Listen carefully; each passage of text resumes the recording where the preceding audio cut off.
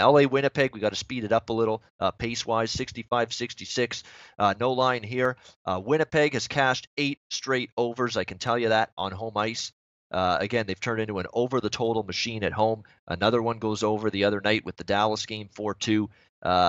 Although a lot of these have been 5.5, it's very interesting to see what we get for the total here. LA is not the easiest team to pull over the total. Last night they did, though. Minnesota, that game did. LA with a 4-3 overtime victory. Have to see who is the starting goaltender for the Kings here tonight on the second night of back-to-back games for them after being in Minnesota tonight. Will it be Quick? Will it be Jack Campbell? That's something you're going to want to be checking out closer to puck drop.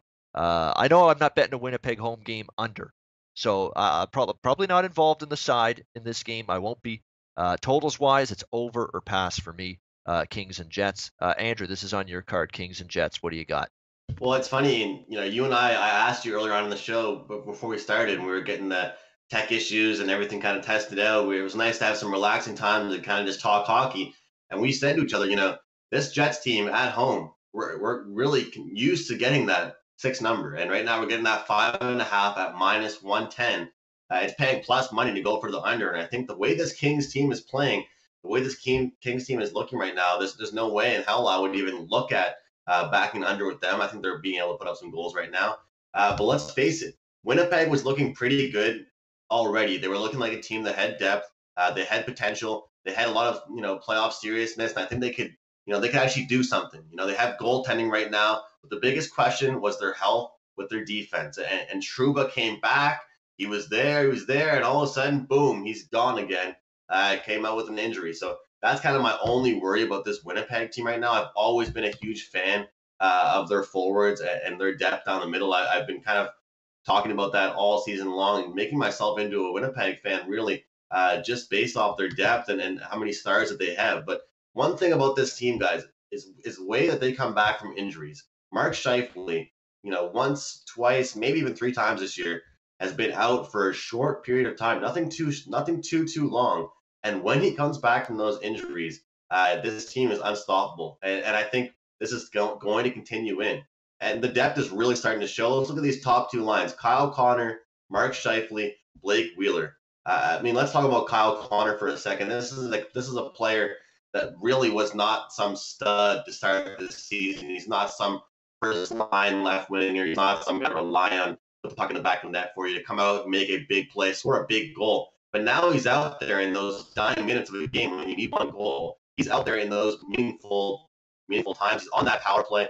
He is on that number 1 line with Scheifele and Wheeler. I think that's important. Look at the second line: Ehlers, Stastny, and Patrick Laine. If that doesn't say speed, if that doesn't say skill, I really don't know what does. And to me, the 5.5 over is an easy pick. I mean, unless Winnipeg absolutely just shellacks LA and Hellebuck puts on that big performance and doesn't allow LA to do anything, I think there's no chance this does not hit.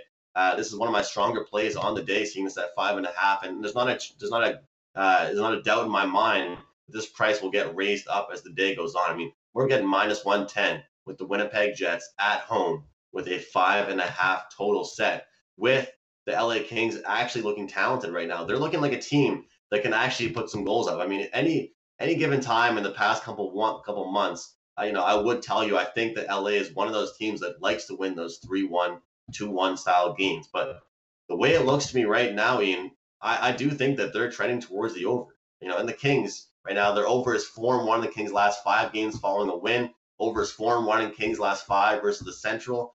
4-1 in Kings' last 5 versus the Western Conference. And as far as the Winnipeg Jets go, over is 10-1 in their last 11 home games. And again, most of those were probably 6s. People don't think that's probably the biggest deal, but the fact is, seeing this Winnipeg team at 5.5, I think they can probably get to 4 goals on their own. So that just means I need to get like an empty netter or an LA to maybe contribute 1 or 2 goals. So it's a really strong play for me on the day in that one, over 5.5.